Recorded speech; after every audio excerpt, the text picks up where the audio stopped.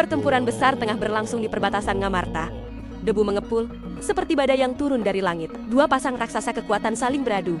Werkudara melawan Werkudara, Baladewa melawan Baladewa. Benturan tenaga mereka membuat tanah bergetar, pepohonan merunduk ketakutan. Pada saat itulah, Prabu Kresna dan Setyaki tiba. Kresna sebelumnya mendapat firasat buruk dalam mimpi. Ngamarta seolah sedang kehilangan daya hidupnya, maka ia memutuskan untuk datang tanpa memberitahu tujuan perjalanannya. Namun ia sama sekali tidak menyangka akan disambut pemandangan kacau seperti ini. Dari kejauhan, Kresna langsung mengetahui bahwa dua sosok yang menyerupai Werkudara dan Baladewa itu bukanlah yang asli. Ilmu kebijaksanaannya sebagai titisan Wisnu membuatnya peka terhadap aura dan watak setiap makhluk. Sementara Setyaki yang tak tahu apa-apa, hanya terpana melihat duplikasi para kesatria besar itu saling serang seperti bayangan berkelahi dengan wujudnya sendiri. Tak butuh waktu lama sampai Kresna mengenali siapa biang kekacauannya. Bukan raksasa, bukan musuh Ngamarta, melainkan dua punakawan, Petruk dan Bagong, yang entah bagaimana berhasil berwujud seperti Werkudara dan Baladewa. Setyaki yang menyadari hal itu langsung tertawa. Heran, bagaimana mungkin dua badut kerajaan itu bisa menimbulkan kekacauan sebesar ini?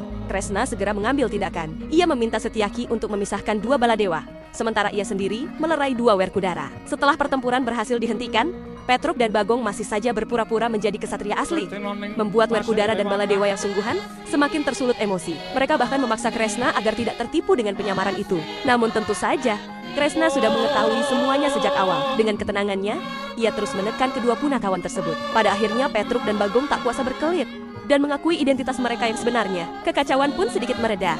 Namun masalah baru justru muncul. Baladewa mengungkapkan bahwa ia sebelumnya bertemu Kresna di Mandura, seseorang yang sangat mirip dengan sang Raja Dwarawati, yang mengabarkan bahwa istana Dwarawati terkena wabah penyakit. Sosok itu mengajak Baladewa menuju Ngamarta untuk meminjam pusaka Jamus Kalimasada.